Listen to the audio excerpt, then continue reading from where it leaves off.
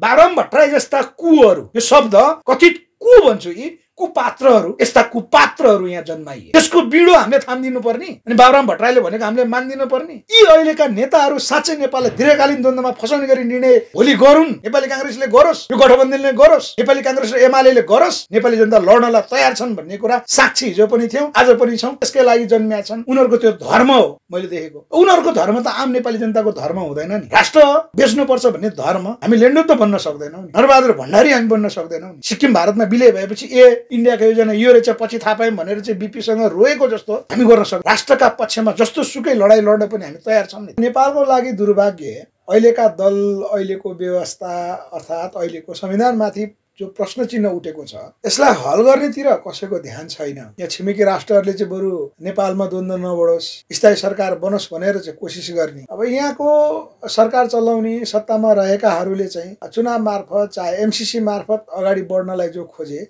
यो नेपालको लागि दुर्भाग्य स्थिति अहिलेको त्यही नै छ। शेरबहादुर देउवाको धर्मै त्यही हो, जसको निमित्त त बन्यो यो गठबन्धन। नेपाललाई हामीले कहाँ लान खोज्दैछौँ, विषय प्रसङ्ग यहाँबाट चाहिँ हामीले हेर्नुपर्छ। यसले त प्रश्न देखायो नि, नेपाल द्वन्द्वको केन्द्र स्वाभाविक रूपमा बन्ने भयो भनेको नेपालमा चाहिँ उत्तर पनि चाहिएन, दक्षिण पनि चाहिएन, चीन पनि चाहिएन, भारत पनि चाहिएन भन्ने जसरी सरकार अगाडि बढ्यो, यो नेपाली जनताको लागि चाहिँ निकट दुःखद। त्यस्तै नेपाल दीर्घकालीन द्वन्द्वमा जाने गरेको स्थिति यो सरकारले अगाडि बढायो। तत्कालीन केपी ओली सरकार नेकपा एमालेलाई सत्ताबाट हटाउनको निमित्त गठबन्धन आवश्यक थियो, भयो। त्यही बीचबाट पास गराउन सकिन्छ नभए हामी गठबन्धन तोड्छौँ भन्ने शेरबहादुर देउवाको अहिले जो आशय छ कि एमसीसी पास गरौँ नभए गठबन्धन अगाडि बढ्न सक्दैन। नेपाललाई दीर्घकालीन द्वन्द्वमा फसाउने हो कि होइन त्यो निर्णय लिने अवस्था अहिले हो। छिमेकी राष्ट्रको सहयोग बगैर हामी अगाडि बढ्न सक्दैनौँ भन्ने जो प्रचण्ड अथवा सिङ्गो नेकपा माओवादी केन्द्रको जो हो, त्यो चाहिँ स्वागत योग्य कदम छ। यस अर्थमा एमसीसी को विषयमा प्रचण्डलाई हामीले चाहिँ साथ दिनुपर्छ। अन्तर्राष्ट्रिय शक्तिको चाहिँ यहाँ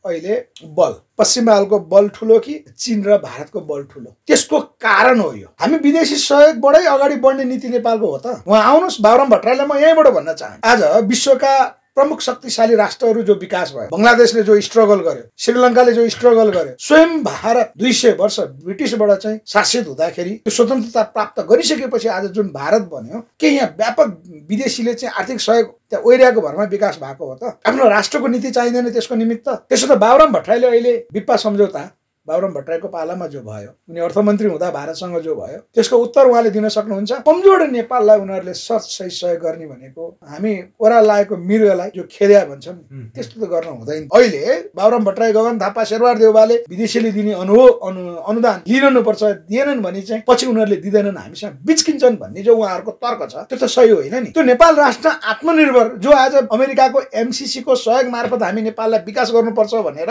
जसले भनिरहेका छन्, उनले उत्तर दिनुपर्छ कि पर्दैन? त्यो आत्मनिर्भर उन्मुख उद्योग थिएन? हाम्रो चाहिँ जनकपुर चुरोट कारखाना थिएन कि? रघुपति जुट मिल थिएन कि? जुद्ध शमशेरको पालामा खोलेको, राणा शासनमा खोलेको चिनी मिल थिएन कि? टायर उद्योग थिएन कि? गोरखकाली टायर उद्योग? यसको उत्तर उहाँहरूले दिन सक्नुहुन्छ? यो बहस कहाँ उठ्यो? उठेन। नेपाली जनताको जो अपेक्षा हो, उद्योग मन्त्री प्रेम आले जस्तै, प्रेम आलेसँग सिकेर, श्रम मन्त्री हाम्रो किसान श्रेष्ठ उहाँसँग सिकेर त्यो गोरखकाली रबर उद्योगमा भिजिट गए के हुन्? बिरगञ्ज चिनी कारखानामा भिजिट गए के हुन्थ्यो? ढिकुटी कागज कारखाना हाम्रो यही चितवनमा चाहिँ उहाँहरू त्यत्रो अस्ति अधिवेशन महाधिवेशन गर्नुभयो। प्रचण्डले मेरो क्षेत्र भनेर चाहिँ जो भनिरहनु भएको छ, प्रेम आलेसँग सिक्नको निमित्त उद्योग मन्त्रीलाई यहीँबाट अनुरोध गर्छु।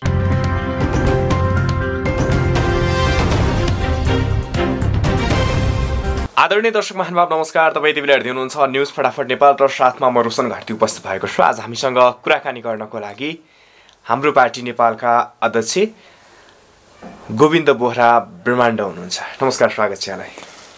जय होस्। अहिले त देश दुईटा कुरामा अल्झियो, एउटा निर्वाचन कहिले गर्ने र अर्को एमसीसी कहिले पास गर्ने भन्ने कुरा। यति दुईटा कुरामा अल्झिरहेछ। यो दुईटा कुराबाट यो सरकारले, देशले निकास पाउन कतिको गाह्रो अथवा सजिलो के देख्नुहुन्छ? अहिलेको सरकार यसको एउटा उद्देश्य छ, जुन उद्देश्यले यो गठबन्धनको सरकार बन्यो।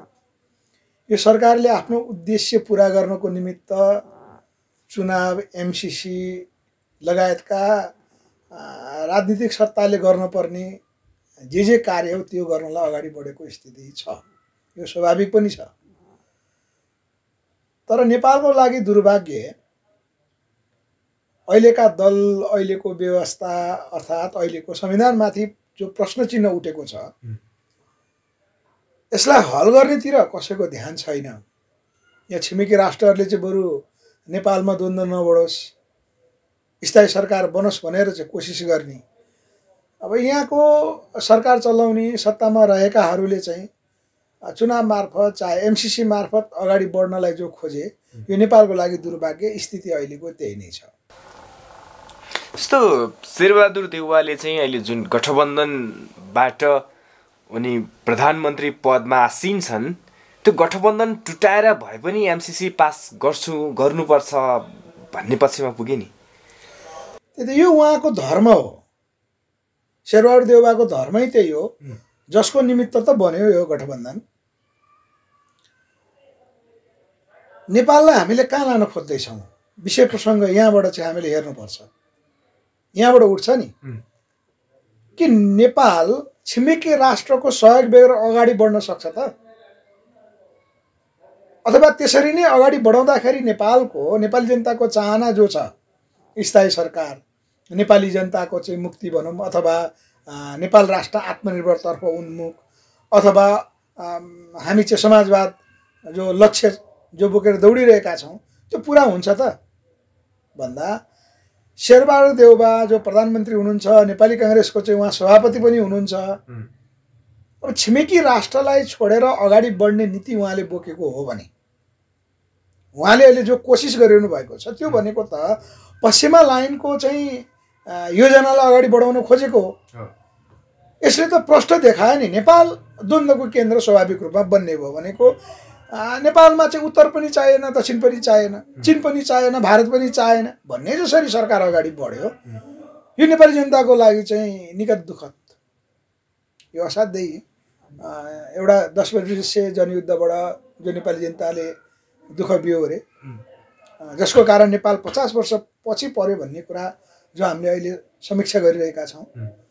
त्यस्तै नेपाल दीर्घकालीन द्वन्द्वमा जाने गरेको स्थिति यो सरकारले अगाडि बढायो। शेरबहादुर देउवाले चाहिँ त्यो लक्ष्य लियो। अहिले हामीले त्यसरी बुझौँ प्रष्ट नेपाललाई दीर्घकालीन द्वन्द्वमा फसाउनुको निमित्त शेरबहादुर देउवा नेपाली काङ्ग्रेस भनौँ अथवा यो गठबन्धनसँगै चाहिँ अगाडि बढ्यो, प्रष्ट यही नै हो। जस्तो तपाईँले एमसीसी पास गर्ने शेरबहादुर देउवाको जुन धर्म थियो छ भनिरहनु भएको छ, तर त्यही गठबन्धनभित्रको अर्का नेता प्रचण्डले त एमसीसी कुनै पनि हालतमा पास गर्न हुँदैन, जस्ताको तस्तै यो संशोधन बिना पास गर्न सकिँदैन, होइन भने हामी सडकमा जान तयार छौँ भन्ने कुरा त आइरहेछ। यस्तो छ नि, विकल्पहरू छ नि त। गठबन्धन मानौँ जुन शर्तको निमित्त गठबन्धन बनाएको थियो त्यो गठबन्धनमा यहाँ त फेरि एक पक्षीय रूपमा शेरबहादुर देउवा अथवा अमेरिका मात्र सधैँ हावी भइरहने भन्ने त हुँदैन। नेपालमा त राजनीति अहिलेदेखिको मात्रै होइन, विश्व शक्तिको केन्द्र नेपाल निकै पहिलादेखि हो नि। यहाँ चीन पनि छ, भारत पनि छ, अमेरिका छ, विभिन्न राष्ट्रहरूको केन्द्र हो यो। त्यसका आफ्नै देशका उद्देश्यहरू छन्, कतिपयको क्षेत्रीय सन्तुलन होला, कतिपयको चाहिँ आर्थिक उद्देश्य होला, कतिपयको राजनीतिक उद्देश्य होला। त्यसकारण गठबन्धनभित्र पनि त सिङ्गे पश्चिमा लाइनको मात्र त यो होइन। त्यो उद्देश्यको साथ तत्कालीन केपी ओली सरकार नेकपा एमालेलाई सत्ताबाट हटाउनको निमित्त गठबन्धन आवश्यक थियो, भयो। त्यही बीचबाट पास गराउन सकिन्छ नभए हामी गठबन्धन तोड्छौँ भन्ने शेरबहादुर देउवाको अहिले जो आशय छ कि एमसीसी पास गरौँ नभए गठबन्धन अगाडि बढ्न सक्दैन भन्ने जो अहिलेको चाहिँ उहाँको आशय छ, नेकपा एमालेले साथ दिन्छु भनिरहेको भन्ने प्रस्ताव पनि आएको छ। सभामुखलाई हटाउने बित्तिकै सभामुखलाई चाहिँ तपाईँहरू कारवाही गर्ने हो भने सहमत हुनुहुन्छ भने अथवा माधव नेपालको सांसदहरूलाई कारवाही गर्ने हो भने हामी साथ दिन तयार छौँ भन्नुको अर्थ नेकपा एमालेले साथ दिने सम्भावना छ एमसीसीको निमित्त। गठबन्धन भत्कियो भने पनि कङ्ग्रेस र एमालेको त स्पष्ट बहुमत पुग्छ होइन, त्यसरी अगाडि बढ्ने देखिन्छ। मूल कुरा के हो भने यो पार्टीहरूको व्यवस्थापन भनौँ अथवा पार्टीहरूको उद्देश्य भनौँ, नेपाललाई दीर्घकालीन द्वन्द्वमा फसाउने हो कि होइन त्यो निर्णय लिने अवस्था अहिले हो होइन। अहिले काङ्ग्रेस र एमालेको स्थिति हेर्दाखेरि नेपाललाई दीर्घकालीन रूपमा द्वन्द्वमा लानको निमित्त एमसीसी पास गर्ने प्रष्ट देखियो होइन। त्यसरी जानु हुन्न। हामीले छिमेकी राष्ट्रलाई चिडाएर जानु हुँदैन। पछि नेपालमा जो व्यवस्था आए पनि छिमेकी राष्ट्रले असहयोग गर्दा के हुन्छ भन्ने कुरा जो हामीले अहिले बिहोर्यौँ त्यसलाई सम्बोधन गर्नुपर्छ है भनेर चाहिँ छिमेकी राष्ट्रको समेत सहमति लिएर मात्रै जे काम गर्नुपर्छ अगाडि बढ्नुपर्छ त्यस अनुसारले भनेर अडिक्लिने चाहिँ प्रचण्ड देखियो। यसर्थमा अहिलेको स्थितिमा एमसीसीको हकमा प्रचण्डले जो कदम चाल्नु भएको छ यद्यपि त्यहाँ माओवादी केन्द्रभित्र अरू पार्टी के अरे अरू नेतृत्वहरू त लागिरहनु भएको छ। हाम्रो लीलामणि पोखरेलज्यू लागिरहनु भएको छ होइन, देव गुरुङहरू खरो विश्लेषण गरिरहनु भएको छ एमसीसीको विरुद्धमा। माओवादी पार्टीभित्र प्रचण्डले संशोधनसहित पास गर्नुपर्छ भनिरहनु हुँदा पार्टी फुट्ने डर पनि छ भन्ने विषय पनि बाहिर आएको छ। त्यो च्यालेन्ज प्रचण्डलाई छ नि, त्यत्रो ठुलो पार्टी त्यत्रो जनयुद्ध गरेको पार्टी अहिले यो स्थितिमा आउँदा पनि छिमेकी राष्ट्रको सहयोग बगैर हामी अगाडि बढ्न सक्दैनौँ भन्ने जो प्रचण्ड अथवा सिङ्गो नेकपा माओवादी केन्द्रको जो हो त्यो चाहिँ स्वागतयोग्य कदम छ। यस अर्थमा एमसीसीको विषयमा प्रचण्डलाई हामीले चाहिँ साथ दिनुपर्छ। जस्तो एमसीसीकै कारणले गर्दा अहिलेसम्म रुमल्लिरहेछ यो देश, नागरिकको सबैभन्दा ठुलो अपेक्षा चाहिँ एमसीसी पास नहोस् भन्ने अपेक्षा छ।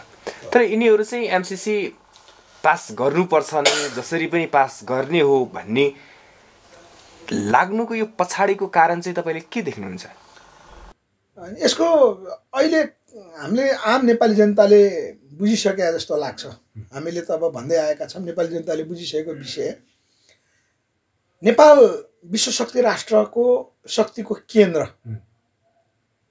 पश्चिमाले पूर्वीय देशहरूमाथिको कमान्ड कन्ट्रोल, त्यसको निमित्त चाहिँ हेड अफिस, प्रष्ट भाषामा अझ दक्षिण एसियाको हेड अफिस नेपाल बनाउन खोजेको कुरा प्रष्ट हो। त्यसको निमित्त यहाँ स्थायी संरचना चाहियो। स्थायी संरचना भनेको नेपालको संविधानकै अङ्ग भएर एमसीसी बस्यो भने अमेरिका पश्चिमा राष्ट्रहरू नेपालमा निकै लामो कालसम्म भनेको अहिले जो चीन र भारत र एसिया जो उदयको अवस्था जो छ त्यसको नेतृत्व चीनले लिएको छ, त्यसपछि भारत छ, त्यो शक्तिलाई रोक्नको निमित्त नेपालमा चाहिँ कार्यालय चाहियो अफिसियल्ली। त्यो संविधानकै अङ्ग भएर रह्यो भने चाहिँ सजिलो। त्यो अन्तर्राष्ट्रिय शक्तिको चाहिँ यहाँ अहिले बल, पश्चिमालको बल ठुलो कि चीन र भारतको बल ठुलो, त्यसको कारण हो यो। त्यसकारण नेपालबाट निर्णय हुन सक्ने कुरै भएन। नेपालमा निर्णायक पात्रहरू ती देशहरूबाटै, यहाँ चीनका उत्पादन पनि छन्, अमेरिकाका उत्पादन पनि छन्, भारतका उत्पादन पनि छन् भनेको राजनीतिक उत्पादन, नेतृत्वहरू बन्ने क्रममा, राजनीतिक दलहरू बन्ने क्रममा। त्यसकारण तिनीहरू बिचको चाहिँ द्वन्द्व देखिएको अहिले नेपालमा देखिने त यहीँ त हो, नेतृत्वको चाहिँ एउटाको भनाइ एउटा, एउटाको भनाइ एउटा। यद्यपि अब हामी राजनीतिक अभ्यासमा छौँ होइन, नेपालमा हामीले चाहिँ यी सबैबाट मुक्त हुने गरेको नेपाली जनताले अपेक्षा गरे अनुसारको चाहिँ राज्य सत्ता निर्माण गर्नुपर्छ भनेर लागेको शक्ति, हामी नयाँ शक्ति जो हो। अब यसको प्रष्ट कारण भनेको चाहिँ पुराना नेतृत्वहरू नेपाली जनतालाई केही उहाँहरूले चाहिँ गर्नुहुन्न, जसरी हुन्छ आफू बन्न पर्यो। होइन, हामीहरू जस्तो नयाँ शक्ति नेपाली जनताले चाहेको शक्ति आउन नदिने, विदेशीको लागि नै काम गर्ने भनेर जो आरोप लागिरहेछ त्यो उहाँहरूले नै पुष्टि गर्नुभएको छ। त्यसकारण प्रमुख प्रश्न भनेको नेपाललाई अब अफगानिस्तान बन्न दिने कि नदिने त्यो निर्णय लिने व्यवस्था हो, अवस्था हो अहिले। छिमेकी राष्ट्र चाहिन्छ कि चाहिँदैन, फेरि छिमेकी राष्ट्र चाहिन्छ भन्ने नाममा हाम्रो दक्षिण ध्रुव राष्ट्र उसले नेपाल नीति परिवर्तन नगर्ने हो भने उसलाई सुधार्न पो पर्यो त।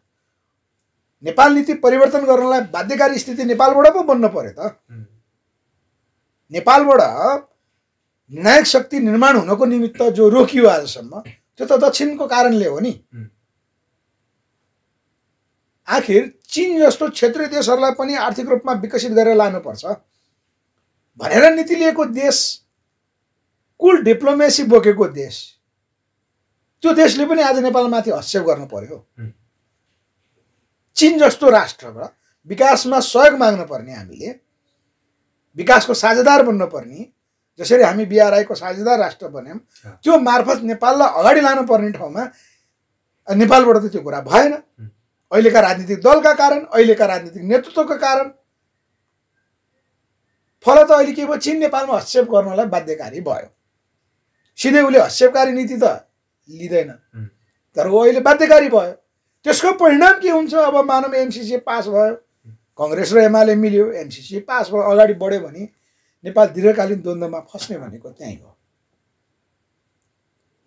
त्यसकारण अहिलेको मुख्य राजेश सत्ताले गरेर नहुने गल्ती, नेपाललाई दीर्घकालीन द्वन्द्वमा फस्ने जो स्थिति निर्माण गरिरहेछन्, यो सरकारले गरिरहेछ, यो गठबन्धनले गरिरहेछ, यहाँ हो विचार पुर्याउने। नेपाली जनताले चाहिँ त्यसलाई रोकेको न हो, त्यता जानुहुन्न है, हामीले कुनै पनि हालतमा एमसीसी पास गर्नुहुन्न भनेर नेपाली जनताले समेत चिन्ता व्यक्त गरेको त त्यही नै हो, विषय त्यो हो।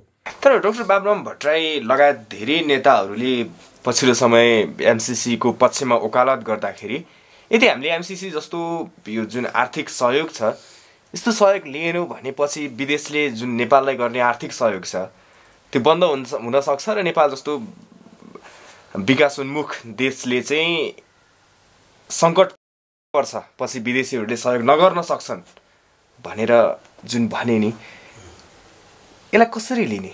बाबुराम भट्टराई उहाँको उठान जसरी भयो त्यो राजनीतिक उठानको कोणबाट हेर्दा उहाँको भनाइ त त्यही नै आउनुपर्छ नि, त्यो पनि त उहाँको धर्म हो।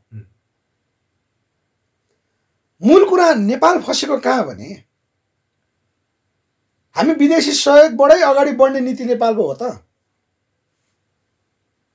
नेपाल आर्थिक रूपमा रूपान्तरण हुनको निमित्त, आत्मनिर्भर हुनको निमित्त भनौँ सहज भाषामा, विदेशीको आर्थिक सहयोग लिनै पर्छ त। प्रश्न त्यहाँ हो।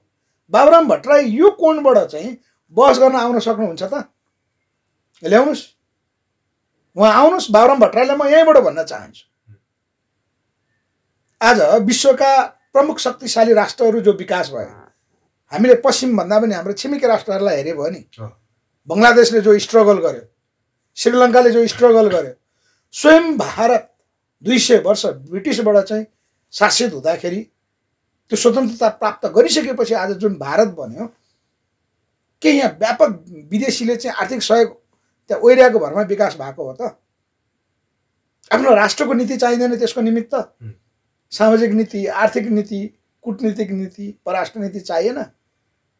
हामी फसेको छौँ आन्तरिक। राज्य हामीले बनाउनै सकेका छैनौँ, प्रशासन हामीले बनाउनै सकेका छैनौँ। पृथ्वीनारायण शाहले चाहिँ नेपाल एकीकरण मार्फत नेपालको आकार दिइसक्नु भइसकेपछिको जुन राज्य व्यवस्था हाम्रो हुनुपर्थ्यो त्यो भएन। हामी पृथ्वीनारायण शाहको समयको काल पछाडिबाट फसेका छौँ। यहाँ विदेशीहरूको चाहिँ केन्द्र त्यो बेलादेखि छ भने नेपालको कमजोरीको जगलाई लिएर बाबुराम भट्टराई जस्ता पात्रहरू जो उत्पादन गरिए, दुर्भाग्य यिनीहरू हो। त्यसकारण सैद्धान्तिक प्रश्न के हो भने विदेशीको सहयोग नलिकन नेपाल बन्न सक्छ कि सक्दैन? बनाउनु पर्छ कि पर्दैन? राष्ट्र निर्माण त विदेशबाट सहयोग लिएर चन्दा मागेर त बन्दैन नि।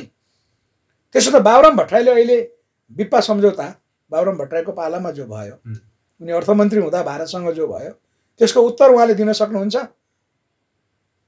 उहाँ पहिलोपटक चाहिँ अर्थमन्त्री बनिरहनु हुँदा जो भारतसँग बिप्पा सम्झौता भयो, एमसीसी पनि त डाक्टर बाबुराम भट्टराई प्रधानमन्त्री हुँदा नै सम्झौता भएको पहिलोपटक 2068। उहाँले चाहिँ नेपाली जनतालाई उत्तर दिन सक्नुहुन्छ? नेपाली जनता उहाँप्रति आकर्षित भएको कारण त्यहाँ हो नि।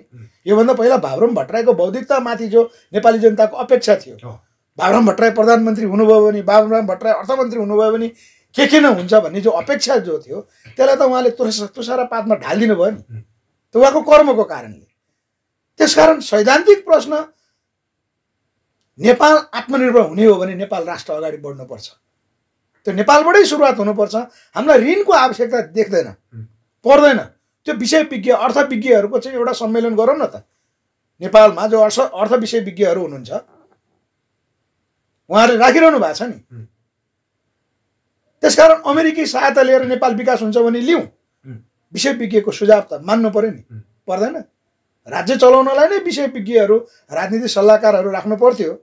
त्यो हाम्रो चाहिँ ट्रेन्ड छैन सरकारको अहिलेसम्म। होइन भने बाबुराम भट्टराई जस्ता पात्रहरू यहाँ जन्माइएका छन्, यहाँ तयारी बनाएर राखेका छन्। नेपाली जनतालाई उनलाई नै चाहिँ नेतृत्व मान्न पर्ने परिस्थिति छ। यो दुर्भाग्य हो। त्यसकारण यो सैद्धान्तिक प्रश्न, नेपालबाट यस्ता नेताहरू चाहिँ स्थापित हुनु नै नेपाली जनताको अर्को दुर्भाग्य। बाबुराम भट्टराईलाई योभन्दा बढी टिप्पणी हामीले के गर्ने?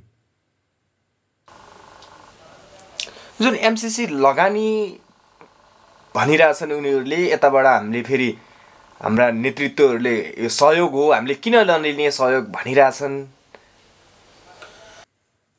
अब सहयोग त्यही त कुरा है नि। यदि अब सहयोगकै सैद्धान्तिक पक्षमा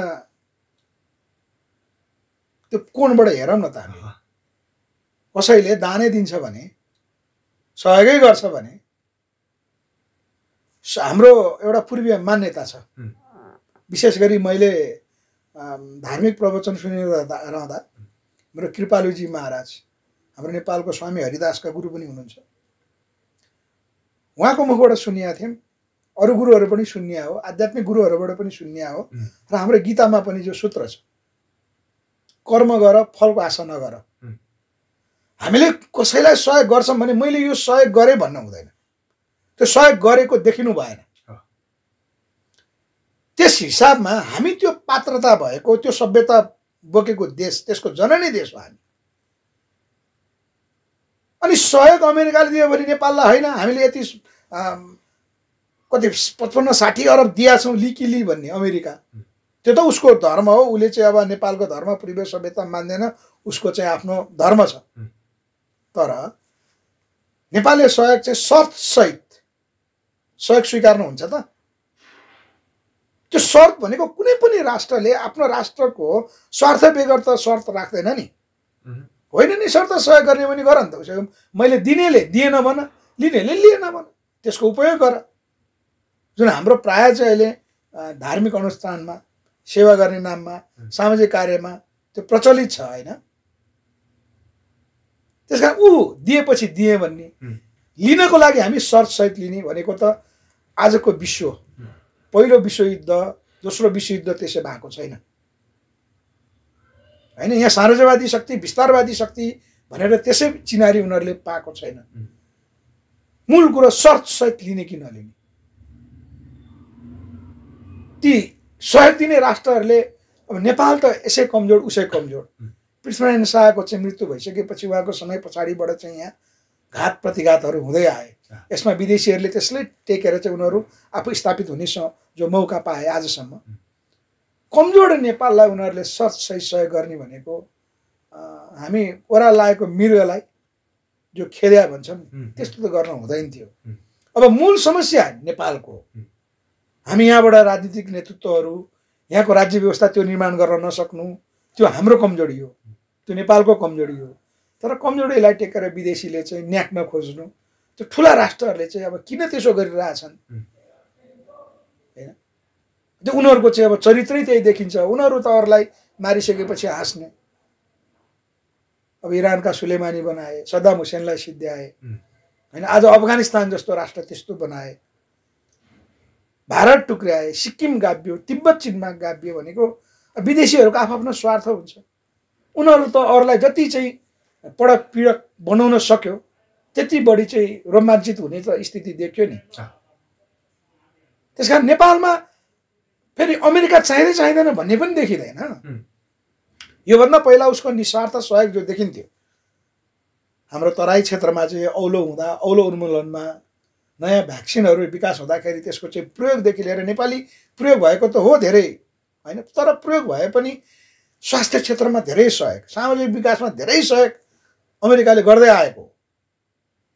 तर त्यो के को लागि गरेको रहेछ त भन्दाखेरि चाहिँ आखिर नेपालको मौलिकता सिध्याउनलाई, नेपालको सभ्यता सिध्याउनको लागि र नेपालमा स्थायी संरचना। अमेरिका सहयोग गर्दा गर्दा नेपालमा बलियो भएर बसेपछि छिमेकी राष्ट्रलाई, नेपाल वरिपरिका राष्ट्रलाई विश्वशक्ति सम्पन्न राष्ट्र हुँदैछन् भनेर तिनीहरूलाई नियन्त्रण गर्नको निमित्त आउन खोज्यो। समस्या त्यो हो। र नेपालको आफ्नो नीति के भएन भने हामी जहिले पनि दाताले दिएको सहयोगबाट मात्रै विकास हुन्छ भन्ने जो हाम्रो यहाँको चाहिँ एउटा नीति जस्तो देखियो। नेतृत्वहरूले त्यो गरे भने बाबुराम भट्टराई चाहे शेरबहादुर देउवाहरूले, सिङ्गो नेपाली काङ्ग्रेसले त्यो भनेको छ नि। आखिर गगन थापा जस्ता चाहिँ नेपाली जनताले आशा गरेको व्यक्तित्वहरूले पनि त्यसो भने होइन, एमसीसी पास गर्नुपर्छ अनि दाताले दिएको सहयोग लिनुपर्छ भन्ने हो यो भनेको चाहिँ नेपाललाई उनीहरूलाई मतलब छैन दीर्घकालीन द्वन्द्वमा फसोस् छिमेकी राष्ट्रको सहयोग हामीलाई चाहिँदैन उनीहरू बेगर हामी बाँच्न सक्छौँ भन्ने जो उनीहरूको लाइन हो त्यो लाइन नेपाल विपरीत छ भन्ने कुरा हो। र अर्को हामीले देख्नुपर्ने विषय के हो भने हामी बलियो भएन भने के हुन्छ भन्ने विषयको ताजा उदाहरण छ हेर्नुहोस् है। मैले आज न्युज फटाफट मार्फत रोशनजी मार्फत चाहिँ जुन कुरा गर्छु यो कुरा हामी नेपाली जनताले बुझ्नुपर्छ। नेपाली जनताले चाहिँ फन्टुस कुराहरू गलत कुराहरू धेरै हेर्नुहुन्छ तर वास्तविक तथ्यसहितको यस्ता अन्तर्वार्ताहरू कम हेर्नुहुन्छ। यो हाम्रो चेतना स्तर पनि हो। हाम्रो चेतना स्तर त मापन गरे हुन्छन् उनीहरूले सामाजिक सञ्जाल चाहे युट्युब च्यानल मार्फत चाहे टेलिभिजन अनेकन माध्यमबाट चाहिँ हाम्रो क्षमता उनीहरूले मापन गरिरहेकै हुन्छन्। त्यो उनीहरूको लागि सजिलो नेपाली जनताले बनाउनु हुन्न। तथ्य के हो भने महेन्द्रको पालामा जो उद्योगहरू विकास भए यद्यपि हामीले निरपेक्ष रूपमा कुन राज्य व्यवस्था ठिकको व्यक्ति ठिक र बेठिक भनेको छैन। महेन्द्रको पालामा भएका विकासहरू त नेपाल आत्मनिर्भर हुनेतर्फ उन्मुख थियो नि। कृषि सामग्री केन्द्रदेखि चिनी मिलदेखि लिएर मैले अस्ति भर्खर कान्तिपुरमा एउटा न्युज हेर्दै थिएँ 825 बिघामा कपास खेती रहेछ तपाईँको बाँके बर्दिया खजुरामा जो अवशेष अहिले पनि छ। वार्षिक 500 मेट्रिक टन कपास उत्पादन हुँदो रहेछ। त्यस्ता त्यस्ता उद्योगहरू खै त हाम्रो छिमेकी राष्ट्र रसिया चीन विभिन्न राष्ट्रले बनाइदिएका थिए त अनुदान दिएका थिए त पहिला होइन। तर आज त्यो अनुदान दिएको उद्योग नेपालको नीति भएन भने कसरी नष्ट हुँदो रहेछ भन्ने उदाहरण छैन त।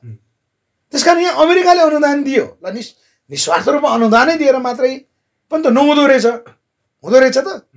अहिले बाबुराम भट्टराई गगन थापा शेरबहादुर देउवाले विदेशीले दिने अनुदान लिनुपर्छ दिएनन् भने चाहिँ पछि उनीहरूले दिँदैनन् हामीसँग बिचकिन्छन् भन्ने जो उहाँहरूको तर्क छ त्यो त सही होइन नि। त्यसो त त्यसको जिम्मेवारी त्यसको बस आज कसले पनि उठाउन चाहँदैन हेर्नुहोस् है। तपाईँको सन्दर्भमा आए पनि मैले जोडेँ है प्रश्न एङ्गल किनभने यो विशेष भएको हुनाले यस्तो समय सधैँ जुट्दैन। उद्योग धन्दा कल कारखाना बन्द गरियो किन गरियो त यसको उत्तर नेपाली कङ्ग्रेसले दिनुपर्छ कि पर्दैन एमाले दिनुपर्छ कि पर्दैन आजसम्म स्थापित भएका राजनीतिक दलले दिनुपर्छ कि पर्दैन। त्यो नेपाल राष्ट्र आत्मनिर्भर जो आज अमेरिकाको एमसिसी को सहयोग मार्फत हामी नेपाललाई विकास गर्नुपर्छ भनेर जसले भनिरहेका छन् उनले उत्तर दिनुपर्छ कि पर्दैन। त्यो आत्मनिर्भर उन्मुख उद्योग थिएन। हाम्रो चाहिँ जनकपुर चुरोट कारखाना थिएन कि रघुपति जुट मिल थिएन कि जुद्ध शमशेरको पालामा खोलेको राणा शासनमा खोलेको चिनी मिल थिएन कि टायर उद्योग थिएन कि गोरखकाली टायर उद्योग। यसको उत्तर उहाँहरूले दिन सक्नुहुन्छ। यो बस कहाँ उठ्यो उठेन। अब अहिलेका चाहिँ हाम्रो पर्यटन मन्त्री प्रेम आलेज्यू निकै चर्चा छ। उहाँहरूलाई भेट्नलाई हामीले धेरै कोसिस गर्यौँ। उहाँहरूको स्वकीय सचिवलाई म भन्न चाहन्छु भेट दिनु भएन।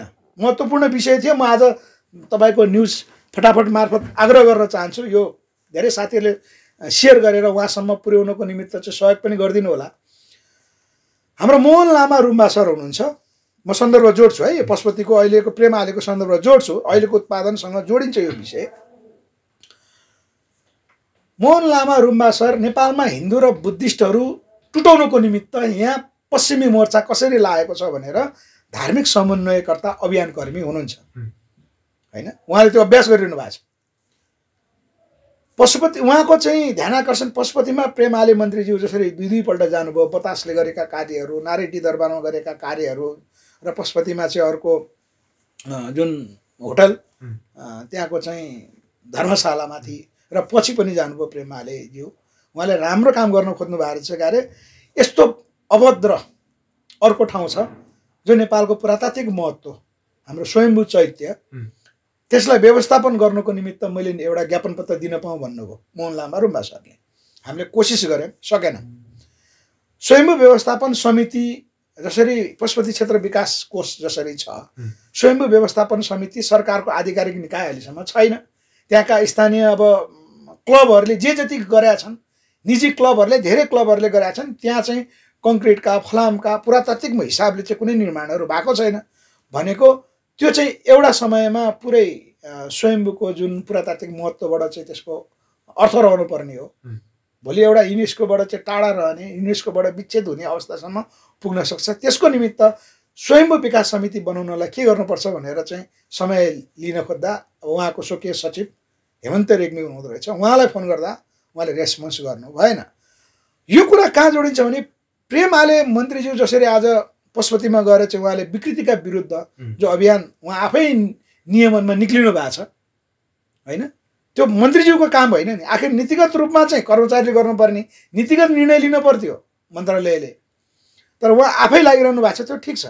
त्यसै गरी अहिलेका उद्योग मन्त्री, मलाई त नाम पनि थाहा छैन, नेपाली जनताको जो अपेक्षा हो उद्योग मन्त्री प्रेम आले जस्तै, प्रेम आलेसँग सिकेर, श्रम मन्त्री हाम्रो किसान श्रेष्ठ उहाँसँग सिकेर त्यो गोरखकाली रबर उद्योगमा भिजिट गए के हुन्थ्यो, वीरगञ्ज चिनी कारखानामा भिजिट गए के हुन्थ्यो, जनकपुर चोट कारखानामा गए के हुन्थ्यो, भेकुडी कागज कारखाना हाम्रो यहीँ चितवनमा चाहिँ उहाँहरू त्यत्रो अस्ति अधिवेशन महाधिवेशन गर्नुभयो, प्रचण्डले मेरो क्षेत्र भनेर चाहिँ जो भनिरहनु भएको छ होइन। हामी बाँके बर्दिया चाहिँ खजुरामा त्यो कपास उद्योग हेर्न गए के हुन्थ्यो, रघुपति जुट मिल अध्ययन गर्न गए के हुन्थ्यो। म प्रेम आलेसँग सिक्नको निमित्त उद्योग मन्त्रीलाई यहीँबाट अनुरोध गर्छु, किसान श्रेष्ठ श्रम मन्त्रीबाट सिक्नको निमित्त यहाँबाट म अनुरोध गर्छु। नेपाल त यसरी विकास हुने हो नि। तर बाबुराम भट्टराई जस्ता कुहरू, यो शब्द कथित कु भन्छु, यी कुपात्रहरू, यस्ता कुपात्रहरू यहाँ जन्माइए, त्यसको बिडो हामीले थामिदिनु पर्ने अनि बाबुराम भट्टराईले भनेको हामीले मानिदिनु पर्ने, हामी यो कदापि स्वीकार गर्दैनौँ। यस अर्थमा अहिले तुलनात्मक रूपमा जो नेपाल सरकार, गठबन्धन सरकार, त्यसको नेतृत्व प्रधानमन्त्री चाहिँ शेरबहादुर देउबा जो लागिरहनु भएको छ र त्यहाँ नेपाली काङ्ग्रेसका अधिकांश युवा नेताहरू जो अगाडि बढेका छन्, उहाँहरू नेपालका गद्दार नेतृत्वहरू हुन् भनेर नेपाली जनताले घोषणा गर्ने दिन आउँछ। हेर्नुहोस्, हामी नेपाललाई कुनै पनि हालतमा अफगानिस्तान बन्न दिनेवाला छैन भने यो हामीले अहिले जनतालाई सचेत गराउने त हो। यी नेताहरूलाई रातारात सिद्ध्याउनु पर्यो भने नेपाली जनताले निर्णय लिन परेको खण्डमा त्यो अवस्था हामीले नेपाली जनतालाई रातारात निर्णय लिनको निमित्त मानसिक रूपबाट तयार रहनुहोस् भनेर अहिले हामीले बोलेको त हो। हामी बोल्न सक्छौँ किन हामी कसैको चाहिँ हत्या गरेर चाहँदैनौँ, भौतिक रूपमा कसैको चाहिँ अस्तित्व सिद्ध्याउन नपरोस् भन्ने न हो होइन। तपाईँको माओवादी 10 वर्ष जनयुद्धमा ती लड्ने साथीहरू जो जनयुद्धमा अग्रमोर्चामा लड्नुभयो, जसले जे जिम्मेवारीहरू पुरा गर्नुभयो, त्यो घाइतेहरूलाई ओसार्नेहरू पनि जनयुद्धमै लागेका हुन् नि त। ती साथीहरूको मानसिकता रातारात बदल्या होइन, माओवादीले त्यो अनुसारको प्रशिक्षण गरे हो कि होइन, त्यो त हामीले बिर्सेका छैनौँ। हामी त्यही अभियानबाट आयौँ, हामी त्यहीँबाट विकास भयौँ भनेको। यी अहिलेका नेताहरू साँच्चै नेपाललाई दीर्घकालीन द्वन्द्वमा फसाउने गरी निर्णय भोलि गरून्, नेपाली काङ्ग्रेसले गरोस्, यो गठबन्धनले गरोस्, नेपाली काङ्ग्रेस र एमाले गरोस्, नेपाली जनता लड्नलाई तयार छन् भन्ने कुरा साक्षी हिजो पनि थियौँ, आज पनि छौँ। नेपाली जनताले त्यो मेन्टालिटी बनाएको आज सडकमा जो आन्दोलनहरू उठेको छ, आमको तर्फबाट चाहिँ सुझाव दिएको छ। छिमेकी राष्ट्र हेर्नुहोस्, मैले सुनिरहेको छु, आज हामी अन्तर्वार्ता गर्ने क्रममा पनि पटक पटक चिनिया नेतृत्व स्वयं आएर चाहिँ राष्ट्रपति प्रधानमन्त्री सम्पूर्ण नेताहरूलाई भनिएको छ, यति गर्दा पनि रोक्नुहुन्न भने त हामीले भोलि छिमेकी राष्ट्रलाई चाहिँ हामीलाई सहयोग गर्नुहोस्।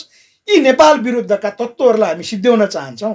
नेपालबाट छिमेकी राष्ट्र चीन र भारत विरुद्ध चाहिँ गतिविधि गर्ने शक्तिलाई स्थापित गराउने यी अहिलेका जोसुकै नेताहरू हुन्, सबैले सिद्ध्याउन चाहन्छौँ, सहयोग गर्नुहोस् भनेर हामी भोलि आन्दोलन गरेर चिनिया राजदूतावासमा हामी घेराउ गरेर जानुपर्छ, हामीलाई सहयोग गर्नुहोस् भनेर।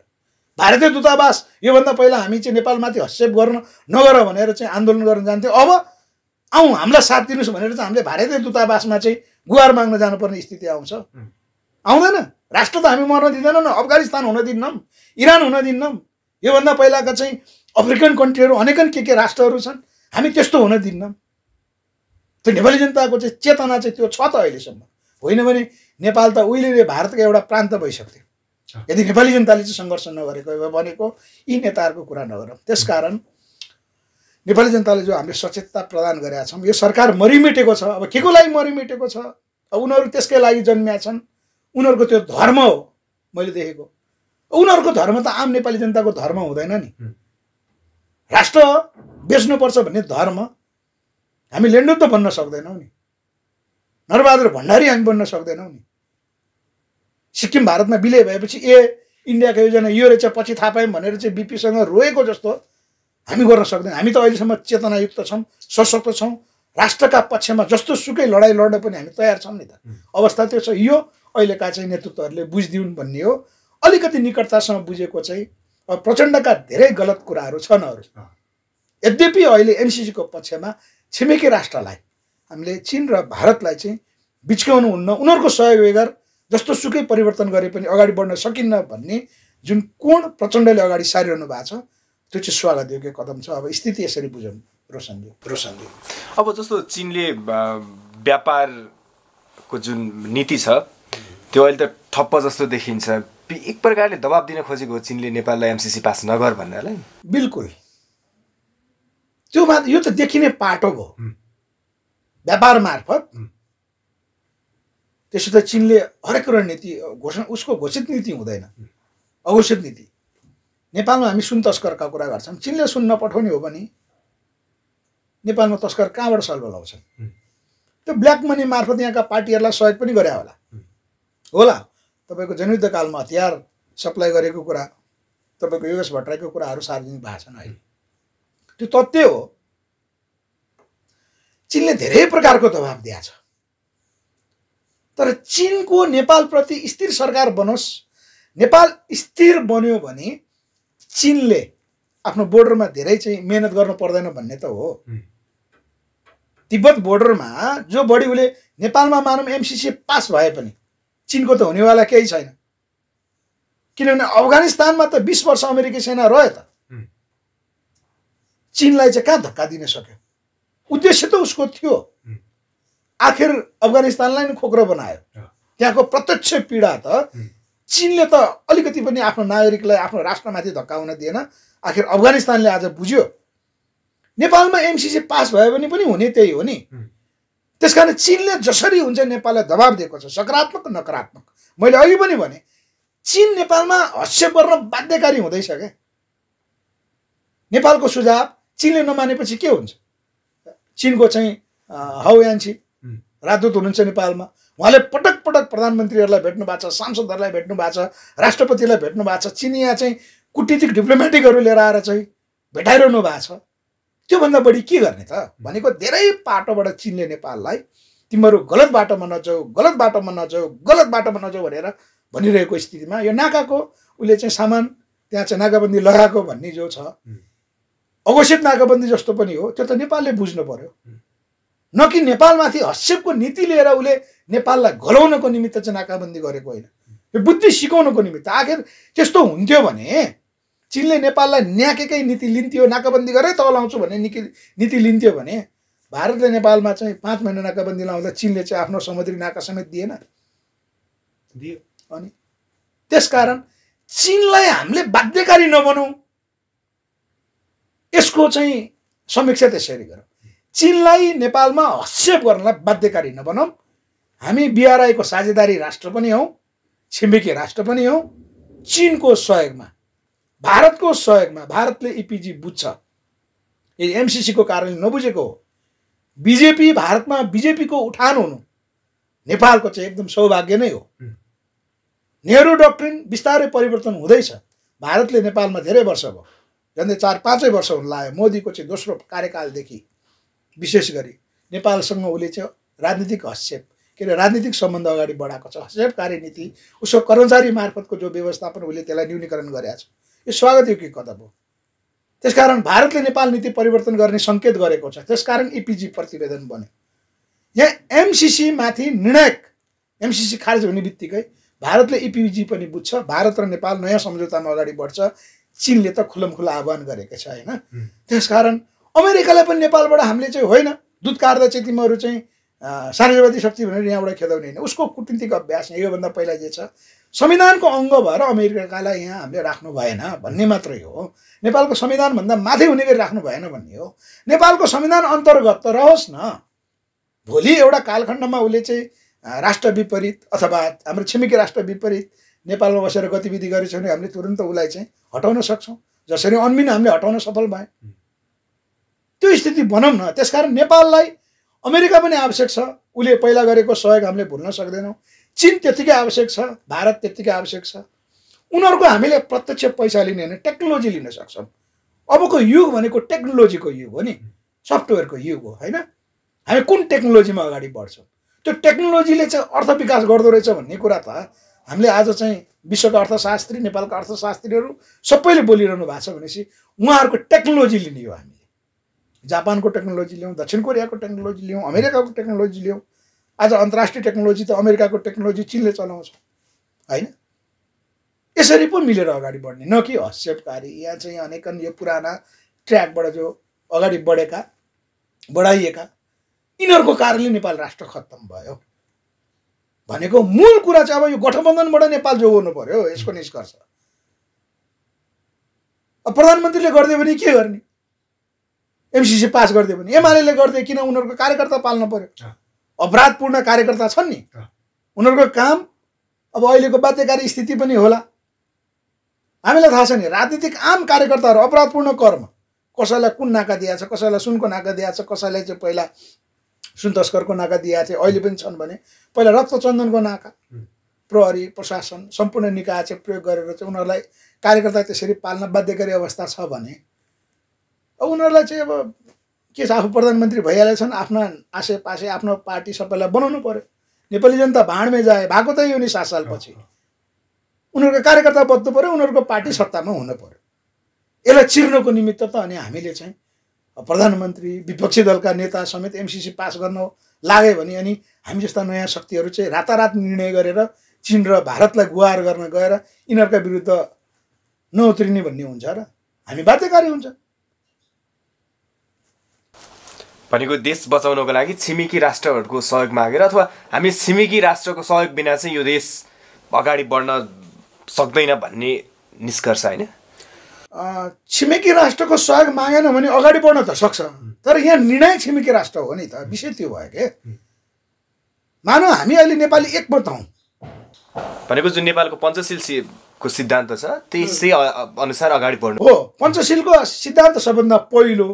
अब नेपाली जनता एक भयो भने अगाडि बढ्न नसक्ने त होइन, तर नेपाली जनताको नाममा यहाँ पहिलादेखि नै विदेशी शक्तिहरूले नेपाली एक हुन्छन् भनेर हामीलाई त फाटो बनाइएको छ नि।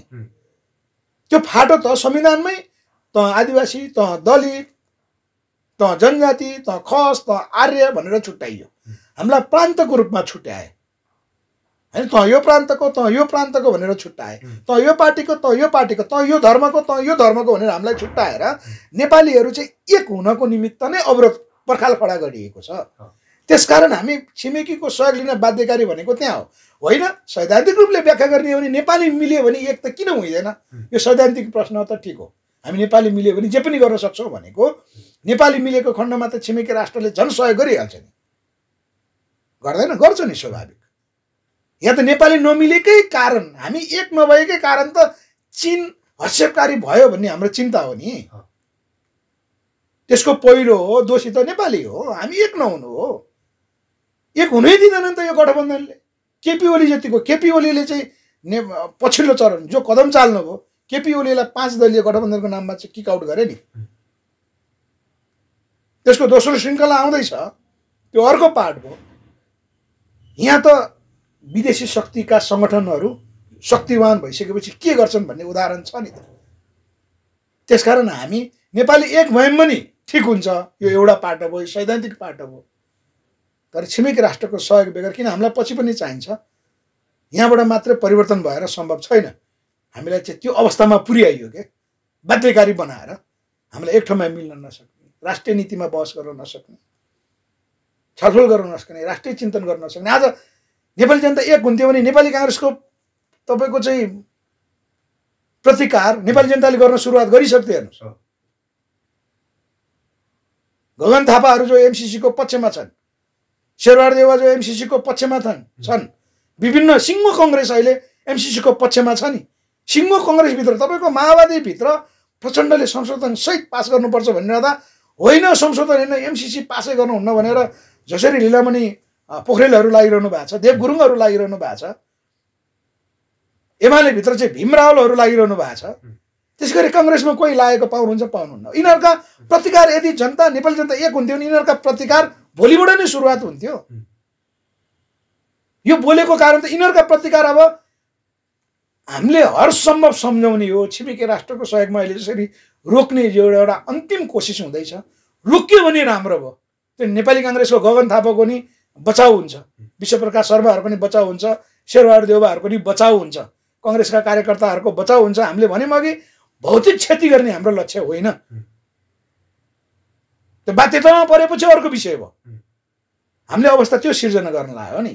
त्यसकारण नेपाली जनता एक भयो भने यी प्रतिकार हुन्थे। त्यो अवस्था यहाँ अहिले छैन। हामीले चाहिँ एकदम वस्तुगत विश्लेषण गर्नुपर्छ। सैद्धान्तिक रूपले नेपाली जनता एक भयो भने ठिक हो, जानुपर्ने त्यसरी नै हो। सैद्धान्तिक रूपले एक भएर नेपालको पक्षमा नेपालले निर्णय गर्नको निमित्त हामी तयारी भएर चाहिँ छिमेकी राष्ट्रलाई हामीले घात हुने कार्य गर्दैनौँ भन्ने विश्वास दिलाउनका साथै त्यही अनुसारले सहयोग गरेर अगाडि बढ्नुपर्छ। पछिसम्म हामीलाई सबभन्दा पहिलो नेपालमा तुरुन्तै पऱ्यो भने त आउने त्यही भारतको त्यही चीन हो नि। 7 समुद्र पारीबाट अमेरिका आएर त नेपाल बचाउँदैन। विषय त्यो हो। हस्, यहाँ यो महत्त्वपूर्ण समय र विचार ल धेरै पछि हाम्रो पार्टी नेपालको तर्फबाट विचारहरू अहिले विशेष गरी एमसीसीको जो बहस छ त्यसमा फरक तरिकाले हाम्रा बुझाइहरू मैले कम बोल्थेँ बाहिर, अहिले अनि मैले धेरै बोल्दिनँ किन हामी एउटा निर्णायक तहमा हामी जाँदैछौँ। त्यसकारण सधैँभरि बोलेर नि हुँदैन। नेपाली जनतालाई समय समयमा हामीले दिन्थ्यौँ, तर अहिले पातलो र धेरै पछि न्युज फटाफट मार्फत मैले रोशन भाइ मार्फत जो अन्तर्वार्ता गर्न पाएँ, यसको निमित्त न्युज फटाफट र रोशन भाइलाई हाम्रो पार्टी नेपालको तर्फबाट र म ब्रह्माण्डको तर्फबाट आभार व्यक्त गर्दै धन्यवाद।